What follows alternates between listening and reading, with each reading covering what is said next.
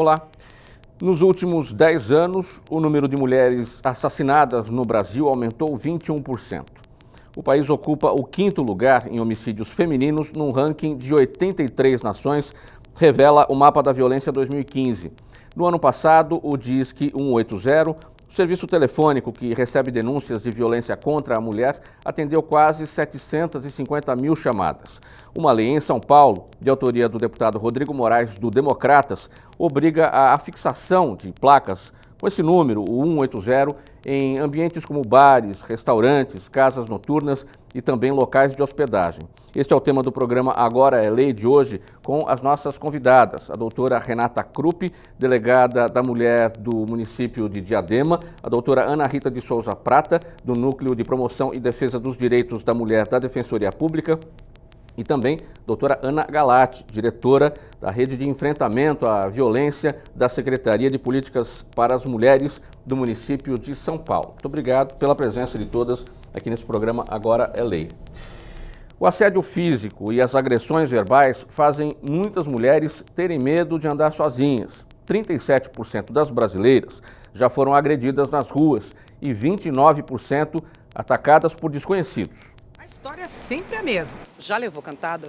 Nossa, muitas. O que você acha disso? Eu acho que é muita falta de respeito. Eu não tô, na rua pedindo pra alguém vir me chamar de linda, gostosa, se eu não tô pedindo. É muita falta de respeito. Você tá invadindo o meu espaço. Bastante. Bastante. Vocês gostam? Não. Se for falar da roupa, então... Hoje eu botei um decote coisa vestido porque eu tô morrendo de calor, eu não moro aqui, eu sou do sul e pra mim aqui é muito quente e mesmo assim eu já me sinto mais estranha e mais incomodada de sair na rua com um vestido, por exemplo. Eu não uso short aqui. Eu também, eu tento evitar. Mas é sério, porque é constrangedor. Você tem que ficar pensando na roupa que você vai usar porque vai ter algum homem que vai estar te assediando. 8 mil mulheres foram entrevistadas em 2013. 99% delas concordam com uma coisa: nenhuma gosta de levar cantada nas ruas. O problema é quando vira algo bem mais grave. Não é só violência física, xingar, humilhar, proibir sair de casa, assediar a mulher no transporte público, tudo isso é violência. O Ligue 180 foi criado pelo Ministério da Justiça para servir de canal direto de orientação sobre direitos e serviços públicos para a população feminina em todo o país. Virou o Disque Denúncia, com capacidade de envio de denúncias para a segurança pública, com cópia para o Ministério Público de cada estado. Até hoje já recebeu mais de 4 milhões delas. Mais de 4 milhões de mulheres que sofreram violência já ligaram para cá. Você não está sozinha. Liga pra gente. Parentes, amigos, vizinhos, qualquer um pode ligar. O serviço Disque 180 é a porta principal de acesso aos serviços que integram a Rede Nacional de Enfrentamento à Violência contra a Mulher, sob amparo da Lei Maria da Penha e com base de dados privilegiada para a formulação das políticas do governo federal nessa área. A Lei 15.458, do deputado estadual Rodrigo Moraes, divulga este serviço em bares, restaurantes, lanchonetes, casas noturnas, clubes sociais e associações recreativas ou desportivas há 2 anos. A lei é importante e deu certo. Este número também. O primeiro passo para acabar com a violência é ligar para o 180. Liga pra gente.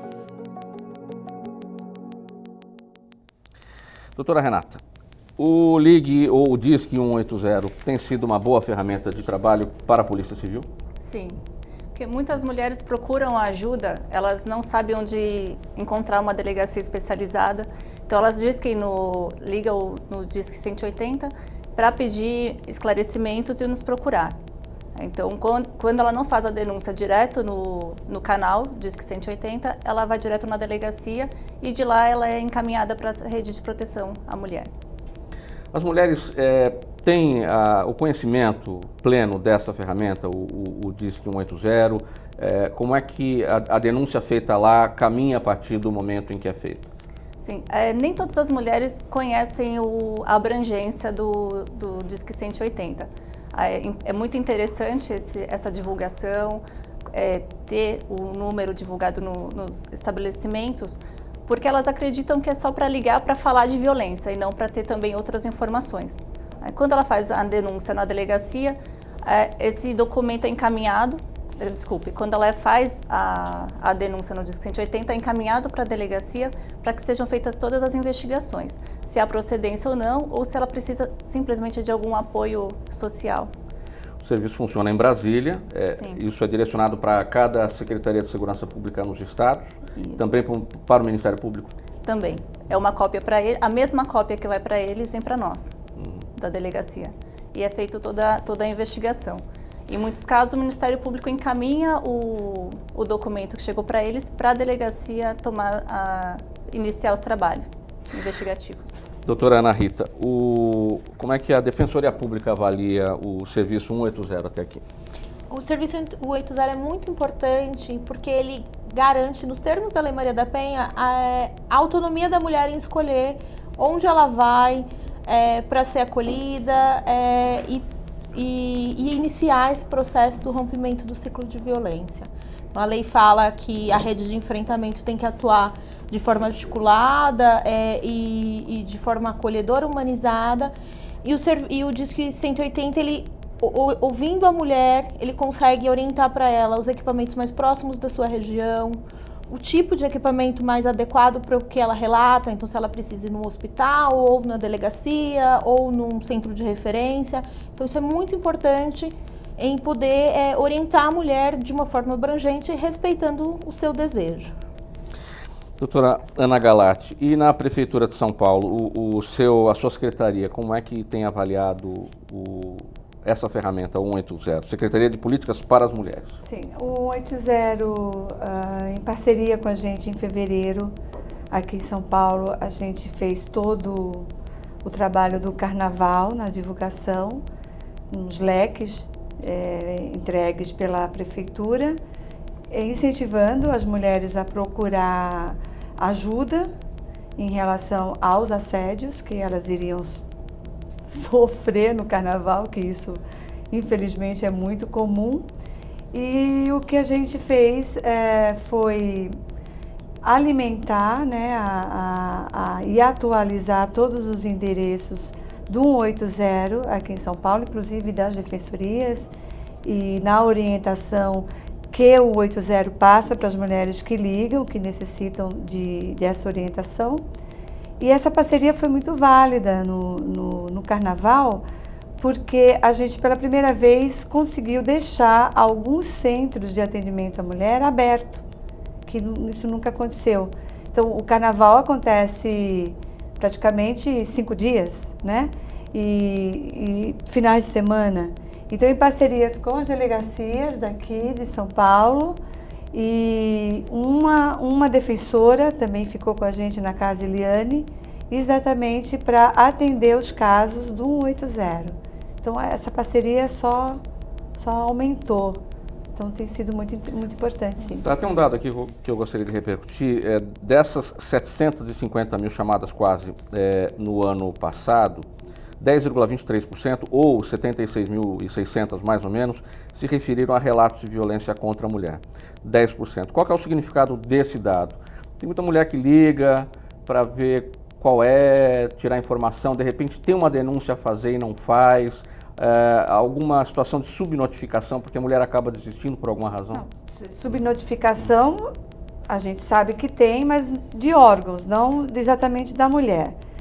O fato de 10% não completar, digamos assim, a denúncia e buscar orientação não é ruim, porque pela recomendação, né, doutora Renata, da própria polícia, é que essas mulheres sejam encaminhadas diretamente no serviço de atendimento, que é lá no serviço de atendimento que ela vai ser fortalecida, que ela vai ser orientada a procurar e depois fazer um BO com outro olhar, com empoderamento, porque quando a mulher chega na delegacia, ela não sabe muito o que quer, ela está com medo, ela não sabe para onde que vai aquela denúncia, e quando ela procura primeiro um serviço, seja ele ligado à secretaria ou ligado a ONGs, qualquer serviço especializado no atendimento à mulher, vai empoderar essa mulher, vai orientar essa mulher. Então esses 90%, se for procurados o 180 para orientar de um serviço, como a Ana Rita explicou, é ótimo, não é um dado ruim. Eu não considero um dado ruim, porque é um dado onde realmente se orienta a mulher aonde ela deve procurar um serviço, aonde realmente ela vai sair desse ciclo e vai diminuir a rota crítica, que a rota crítica é aquela peregrinação que a mulher faz até achar um serviço adequado que vai atendê-la. E se o 180 funcionar como a diminuição dessa rota crítica, eu acho que isso é muito efetivo. E nessa busca do 180, doutora Renata, por informação, não necessariamente para fazer a denúncia, às vezes até a denúncia existe, mas ela não quer fazer, ela quer primeiro obter informações, é também no sentido de identificar onde estão as delegacias da mulher e evitar aquela situação de ir até uma delegacia comum, onde não vai haver aquele atendimento especializado que a mulher precisa, é preciso haver um entendimento sobre o que está acontecendo. Sim. Elas procuram também obter essa informação. Por incrível que pareça, nem todas as mulheres dentro do município sabem onde está localizada a delegacia. Embora as instalações sejam em lugares acessíveis, elas não têm esse conhecimento. Então elas buscam, sim, maiores informações. E a mulher, só complementando o que a Ana estava dizendo, a mulher quando chega na delegacia, ela está vendo como um último refúgio. Ela já chega dizendo ou a delegacia me ajuda ou a morte está do meu lado. Então ela precisa ser fortalecida porque ela teve o impulso de procurar ajuda. Só que quando chega no momento de dizer o que está acontecendo, ela não tem força. Então a gente precisa fazer um fortalecimento dessa mulher. São poucas as delegacias ainda que têm um serviço social funcionando no mesmo prédio. Então, com o apoio de um psicólogo, com o apoio da rede, a gente consegue obter todas as informações e sentir o real risco que essa mulher corre. Então, nós tivemos casos de conseguir entender o que a mulher estava passando depois de 4 dias, fazendo um acompanhamento contínuo, fazendo toda a proteção dela, porque nós sabíamos que tinha um problema, mas ela não conseguia externar tudo isso. E os filhos estavam reproduzindo toda a dor que ela estava sentindo. Então, após esse fortalecimento inicial que ela teve, nós conseguimos obter todas as informações, entender que o risco era muito grande e dar a proteção que ela precisava, inclusive com a prisão do agressor. Quantas delegacias da mulher hoje existem no estado de São Paulo? Nós estamos com 131 delegacias. Nós estamos com 9 na capital e 16 na Grande São Paulo, as demais no interior. E o planejamento para ampliação desse serviço, para extensão, são 645 municípios. Então, nós estamos já em fase de ter a delegacia 24 horas, né, já está sendo estudado para voltar a ter. Houve um período que ela funcionou 24 horas e agora será retomado. E a ampliação está sendo aos poucos. Esse ano já tivemos, salvo engano, 3 inaugurações de delegacia da mulher, bem instaladas, com os serviços próximos da rede de proteção, um trabalho bem integrado e bem efetivo, inclusive. Muitos casos de punição mesmo dos agressores. Qual é o levantamento que a gente pode ter disso? Então, a punição ela é bem eficaz. O problema maior para chegar em toda a materialidade se encontra com a vítima em alguns momentos, porque a mulher normalmente ela não pensa com a razão, ela pensa com o coração. Então depois da denúncia, ela desiste, há casos em que ela atrapalha a investigação porque ela não quer ver o seu agressor preso, né? Então é bem efetivo quando a gente consegue trabalhar de uma forma adequada, a polícia tenta da melhor forma possível fazer todas as investigações, independente da vontade da vítima. Então tem sido bem eficaz esse trabalho de violência doméstica. O investimento está sendo grande, a nossa delegacia geral tem nos dado muito apoio quanto isso. Doutora Ana, como é que a mulher pode reconhecer que a relação dela com o companheiro é violenta? Porque a agressão, ela não é necessariamente física, existem diversas formas que a mulher às vezes está passando por elas e não percebe disso. Bem, nos termos da lei, as violências são física, psicológica, moral, patrimonial e sexual. O que a gente costuma explicar para a mulher que ela está em situação de violência a partir do momento que a sua autonomia, o seu poder de fala ou de negociação naquela relação, e seja uma relação afetiva ou uma relação familiar, ela não está podendo ser exercido. Então, quando ela está infeliz naquela relação, porque de alguma forma ela não consegue expor sua opinião, ela não consegue exercer sua liberdade, não consegue se relacionar com outras pessoas, amigos, familiares, né? Há uma vigilância constante, ela tem que começar a se questionar se essa relação é uma relação saudável, não é uma relação abusiva, porque isso é um indício de que pode haver uma situação de violência doméstica, uma conduta efetivamente violenta. Então, é bastante importante que a mulher ouça, né? Se escute, se pergunte se nessa relação ela tem sido respeitada, suas vontades respeitadas, a sua liberdade de dizer não respeitada, para que ela consiga perceber, porque de fato algumas violências são muito sutis e há uma dificuldade em se perceber uma situação de violência, porque as violências de gênero são muito naturalizadas. A gente vive a sociedade da informação, temos aí as redes sociais. Em que medida as redes sociais têm facilitado também? Tem mulheres que demonstram pelas redes sociais alguma situação de violência, isso acaba alertando de alguma maneira, e de alguma forma ela consegue levar o problema para frente? Eu entendo muito importante esse movimento, porque as mulheres que sofrem violência, muitas vezes elas se sentem sozinhas e, por incrível que pareça, culpadas por essa violência que sofreram.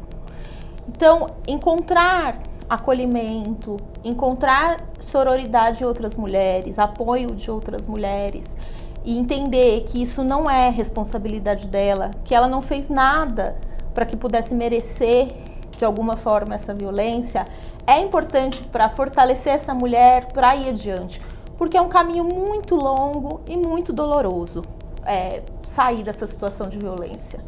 Não é só fazer a denúncia e a situação vai se resolver. Esse é o primeiro passo para se romper um ciclo que pode ter durado anos. Né? Pode ser de uma relação que nunca vai se desfazer, como uma relação de pai e filha, ou filhos e mãe. Então é muito difícil para aquela mulher tomar essa iniciativa, e quanto mais apoio ela receber, mais fortalecida ela se sente para continuar.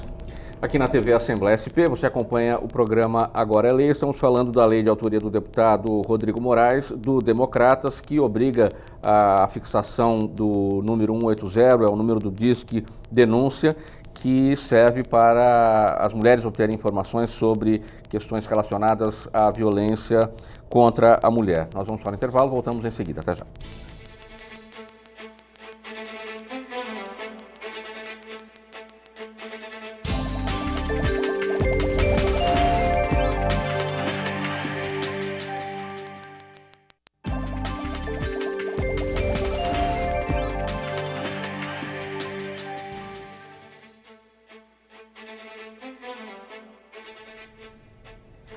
Estamos de volta aqui na TV Assembleia SP com o programa Agora é Lei, falando da lei de autoria do deputado Rodrigo Moraes, do Democratas, que prevê a divulgação do serviço de disque denúncia de violência, abuso sexual, exploração sexual contra a mulher no estado de São Paulo. Doutora Renata, são 10 anos agora da Lei Maria da Penha. Vamos fazer um balanço sobre os resultados disso. Num primeiro momento, o que se observou foi um aumento da violência contra a mulher, e depois esses números diminuíram. Sim, claro, longe, evidentemente, de uma situação boa, né? Eu acredito que não houve um aumento, houve um encorajamento da mulher de denunciar. Porque a violência sempre existiu, a demanda é grande, mas ela tem se sentido um pouco mais protegida. Então, com os serviços disponíveis, com as delegacias mais acessíveis, né, por ser uma delegacia especializada, elas estão tendo mais coragem de denunciar o seu agressor. Então, a gente tem um aumento de demanda, e com esse aumento e tendo todo o trabalho, você acaba reduzindo por conta do trabalho intenso que tem sido feito. O que ainda impede esse encorajamento de denunciar o agressor? A vergonha. Então, a cobrança social da mulher não ser bem-sucedida num relacionamento, de ter um trabalho, mas não ter um companheiro, a idade. Então, são cobranças sociais que antigamente eram vistas e que estão sendo reproduzidas nos anos atuais. Então, infelizmente, a mulher não se vê empoderada, ela não se vê em igualdade com o homem. Então, o homem pode tudo, a mulher pode nada. Esse pensamento retrógrado ainda permanece. Sim. Doutora Ana, a Lei Maria da Penha tem levado às punições esperadas? O que é que está faltando? Bom, está faltando, sim. O ano passado, com 9 anos da lei, a gente fez uma enquete ali mesmo em frente à prefeitura. Se as pessoas conheciam a lei, se já recorreram à lei e se elas acham que a lei funciona. Na verdade, 90% conhece a lei, mas não acha que a lei funcione não só no encorajamento como você está falando, mas na efetivação. Por as pessoas acreditarem que existe um aumento da violência. Eu concordo com a Renata quando ela diz que as demandas que aumentaram, a violência, o número, eu não acho que aumentou tanto desses 10 anos, né, da Lei Maria da Penha. Eu acho que a demanda aumentou, o encorajamento aumentou, a mais internet... mulheres denunciando, sim, deu a impressão de que houve um aumento. Sim, a própria internet também encoraja as mulheres, os grupos, os blogs, a união, quando a gente percebe uma violência muito além do limite de você dizer eu sou um ser humano, porque às vezes são as violências que eu não acredito que foi praticada por um ser humano, e isso faz com que aumente essa proteção das mulheres. Aqui em São Paulo, se você for pensar na lei Maria da Penha, pensando só no nosso estado, o que falta é o que está dentro da lei. São projetos de prevenção da violência, que eu acho que mesmo a gente da rede de enfrentamento à violência, a gente fala pouco nisso. A gente está iniciando um projeto de prevenção da Casa Eliane de Gramont, não só eu, como todo mundo que participa da rede de enfrentamento, não é um projeto da Secretaria. E na questão da responsabilização dos agressores, eu acho que a gente tem que falar um pouco mais com os homens na questão de gênero, trazer os homens mais para as questões de gênero, conversar mais, porque se é cultural, ótimo, ainda bem que não é doença, né? Porque quando você fala em tratamento da violência, a violência não é doença. Então, ainda bem, se é cultural, a cultura pode ser mudada. Então, eu acredito que falta isso na avaliação da Lei Maria da Penha aqui em São Paulo. Doutora Ana Rita, qual é o perfil da mulher hoje que passa por agressões? Isso está distribuído em todas as camadas sociais? Está mais restrito a um determinado grupo?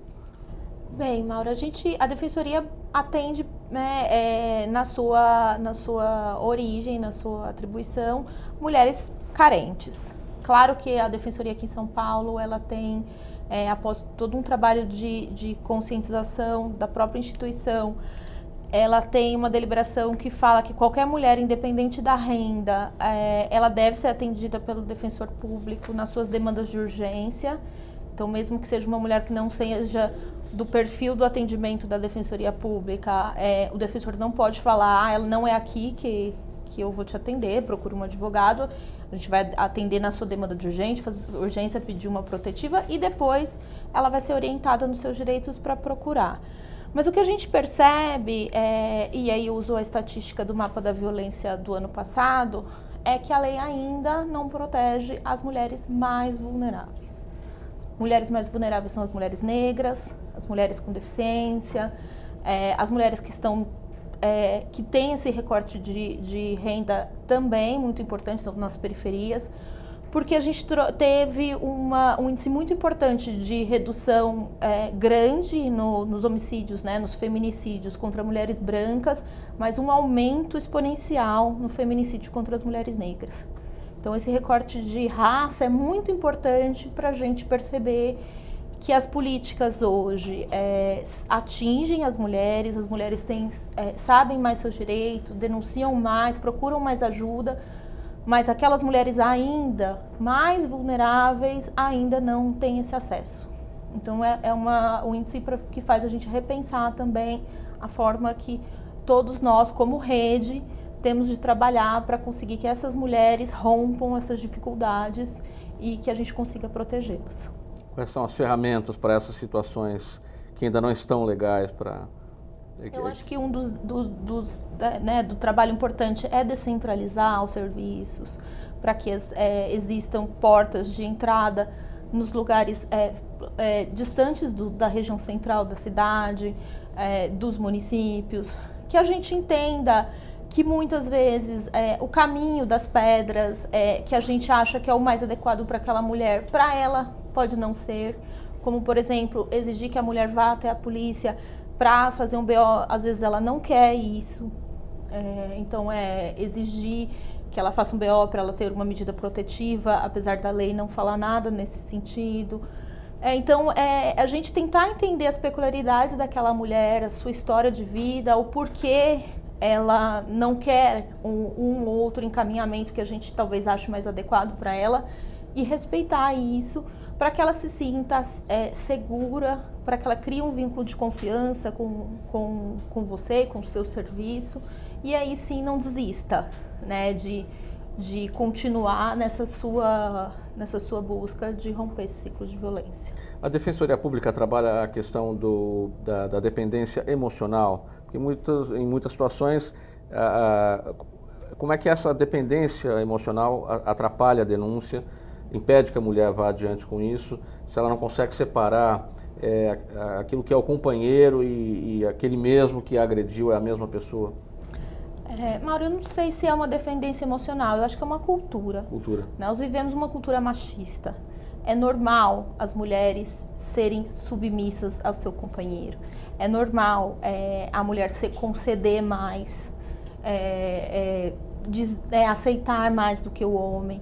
Então, a gente não pode entender que ela depende dele. Eu acho que você é criado a vida toda, todas as pessoas pensam assim. Então, como que eu vou agir em desacordo com todo o conceito social machista de que isso não é nada demais, né? É só você ter mais paciência com o seu companheiro que tudo vai se resolver.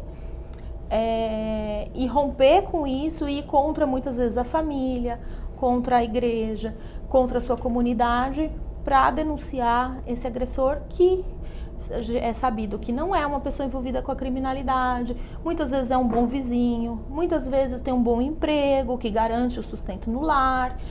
Então, são muitos aspectos que devem ser considerados. É claro que há essa dependência emocional, mas ela vem de uma cultura que a gente tem que desconstruir. E por isso é tão importante os trabalhos de prevenção, de discussão do machismo, discussão dessa cultura sexista, de discutir gênero com homens e mulheres, porque isso traz prejuízos para todos.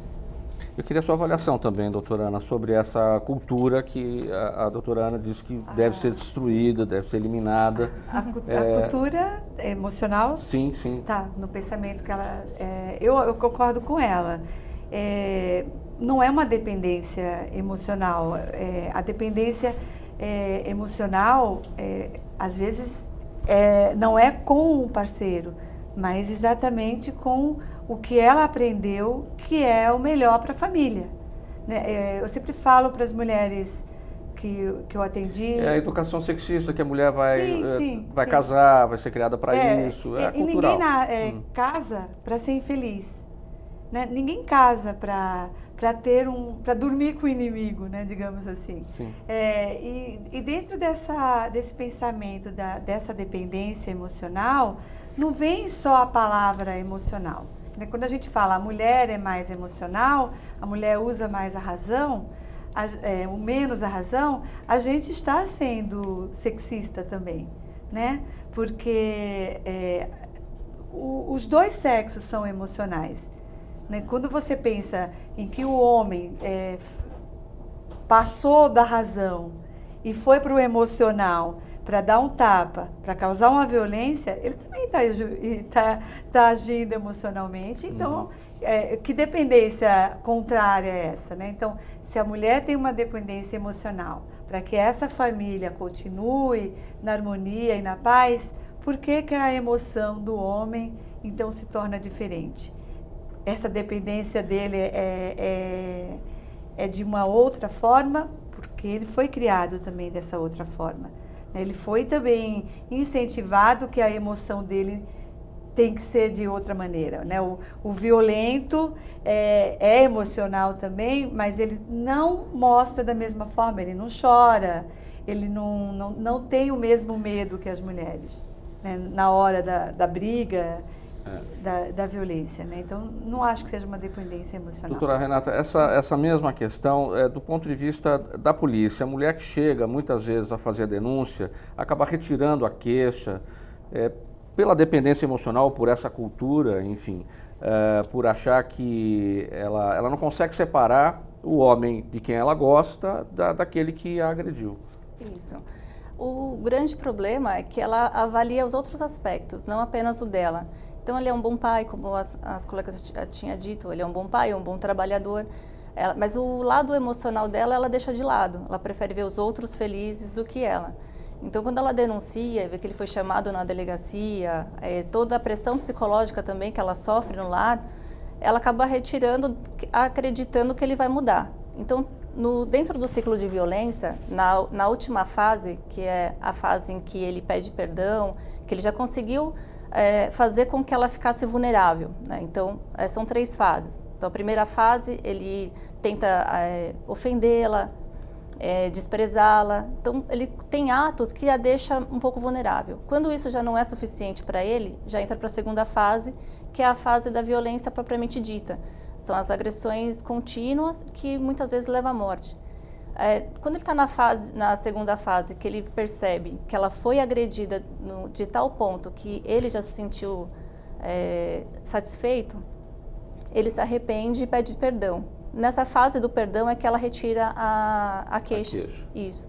Então ela vai, se retrata da representação, porque ela acredita que a partir de agora, como ele viu que ele agrediu demais, que ele ultrapassou os limites, então fala assim, não, a partir de agora ele me pediu perdão, então ele não vai mais repetir tudo que ele fez anteriormente. Então ela retira nesse sentido, acreditando que vai ter uma melhora. Só que o ciclo volta. Por quê? Essa família, ela não foi orientada de nenhuma forma. Então a mulher acredita que ele vai melhorar, só que não está fortalecida. O homem, ele pediu perdão, mas ninguém orientou ele. Como que ele vai enfrentar os dilemas internos dele. Então, ele tem problemas no trabalho, tem problemas com colegas, N problemas. Mas como que ele vai enfrentar, ele não sabe. E ele tem que descontar isso na pessoa mais vulnerável próxima a ele, que seria a esposa e os filhos. Não é regra, mas... Aqui na TV Assembleia SP, o programa Agora é Lei, que você acompanha com a gente, falando hoje sobre a lei de autoria do deputado Rodrigo Moraes, do Democratas, que obriga a fixação de placas com o DISC 180 no comércio no estado de São Paulo. Mais um intervalo e voltamos em seguida. Até já.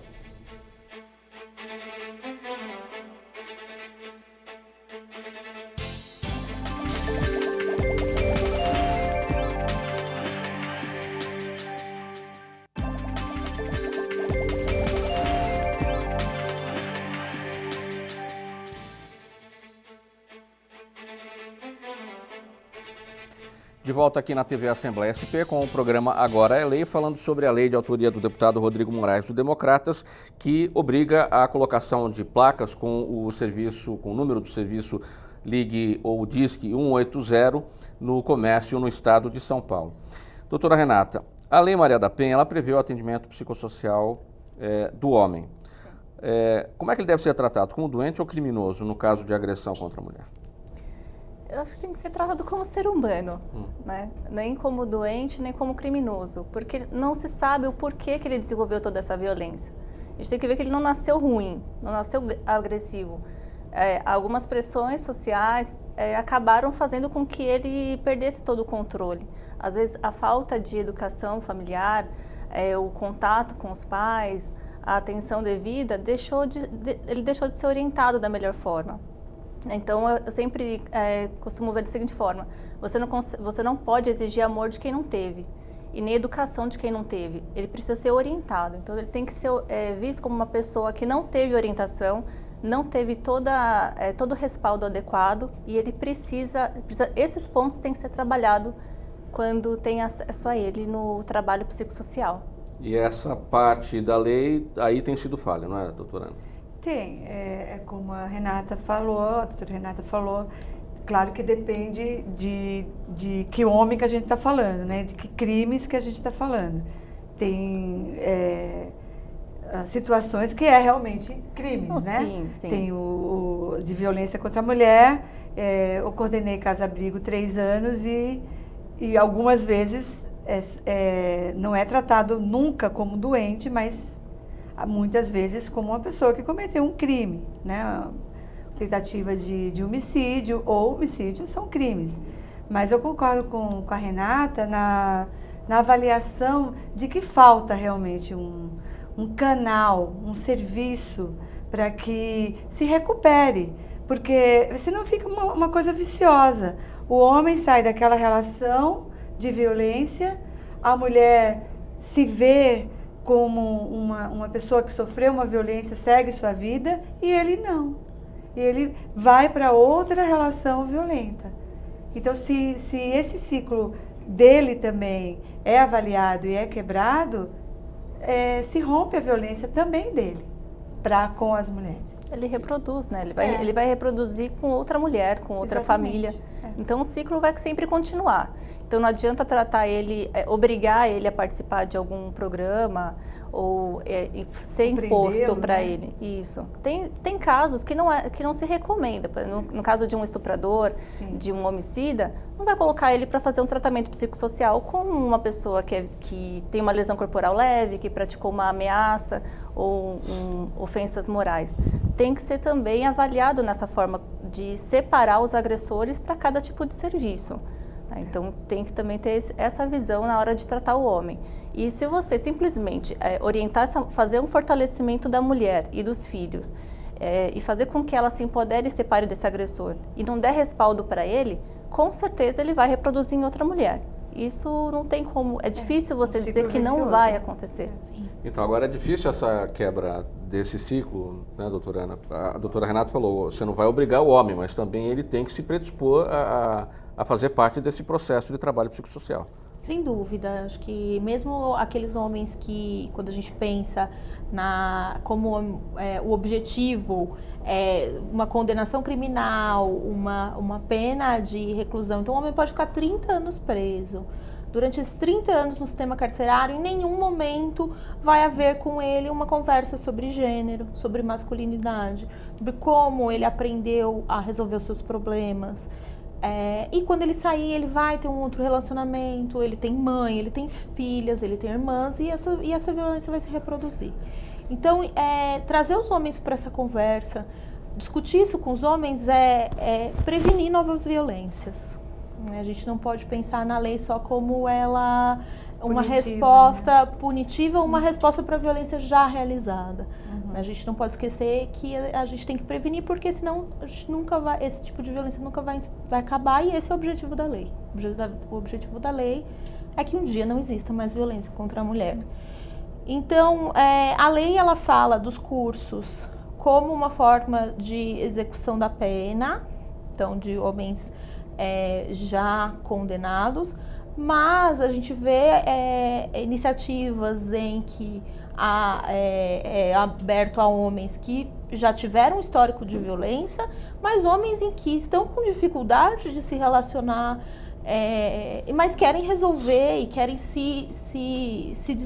redescobrir uma forma de lidar com essa forma de ser homem que ele aprendeu, que homem resolve as coisas no braço, que homem não leva desaforo para casa.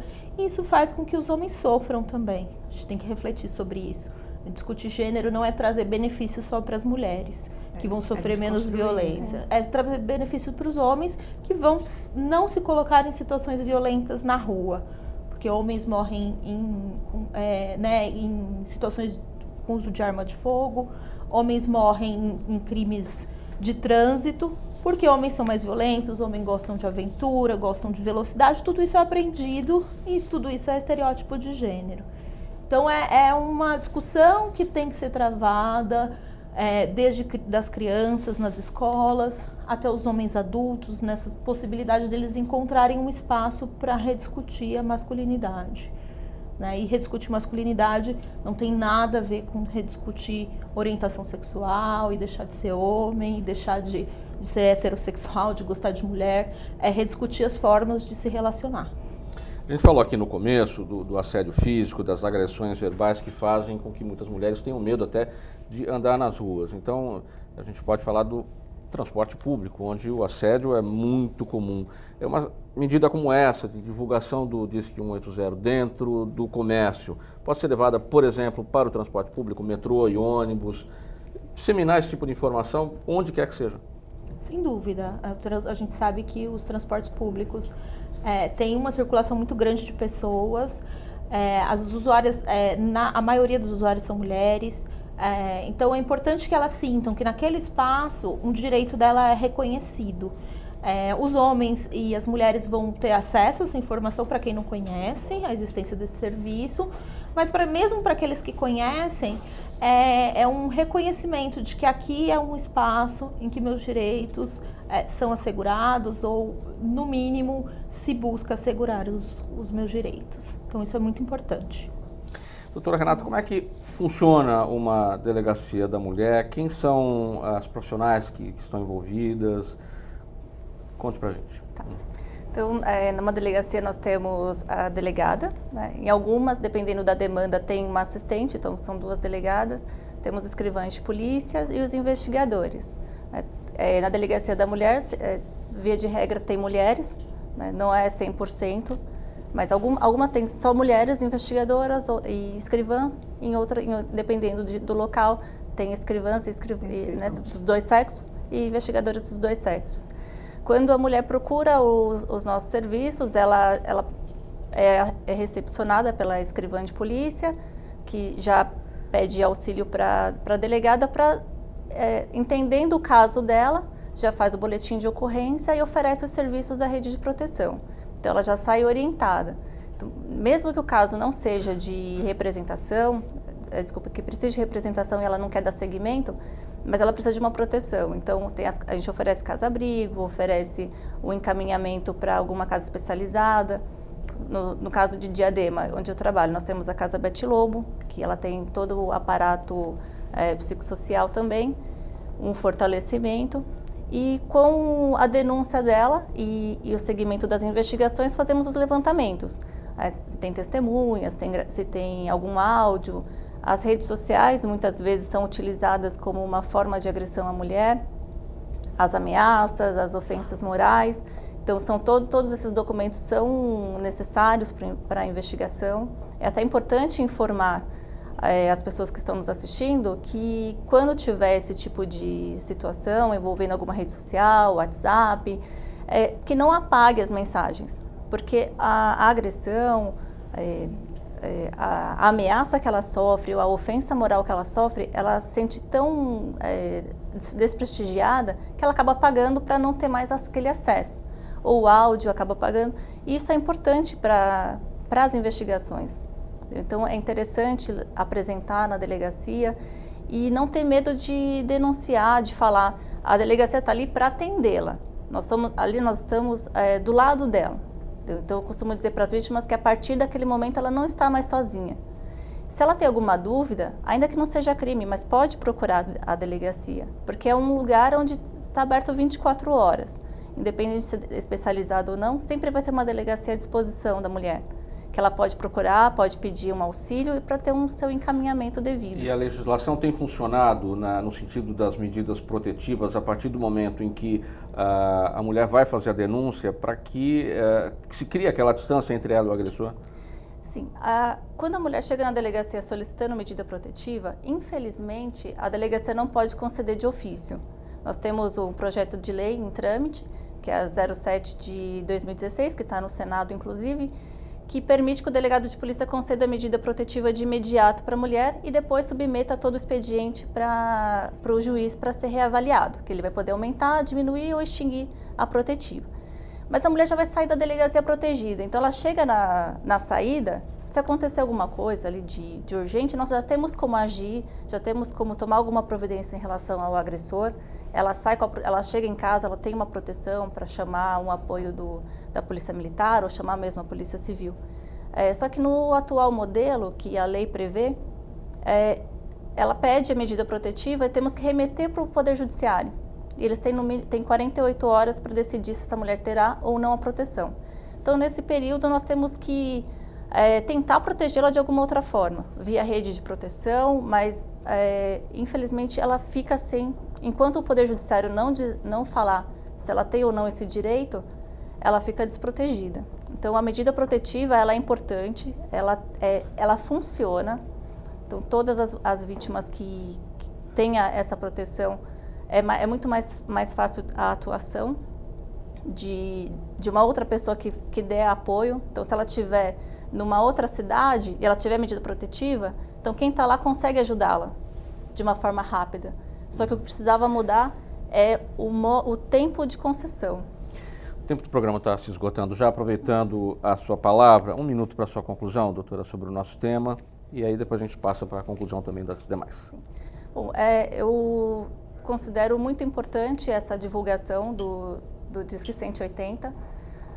Quanto mais, melhor. As vítimas precisam saber, as mulheres, a sociedade precisa saber que ele é um serviço que pode dar diversas informações, não apenas a denúncia propriamente dita, tirar alguma dúvida, saber algum endereço. Então, quanto mais divulgar, quem tiver comércio, empresa, interessante também fazer essa divulgação para os seus funcionários, para as pessoas que estão naquele ambiente. E a Delegacia de Polícia está à disposição para todos que precisarem, tanto na questão de polícia judiciária quanto para informações. Doutora Ana Rita, 1 minuto até para a sua conclusão. Bem, como eu já falei, essa lei de fato é muito importante.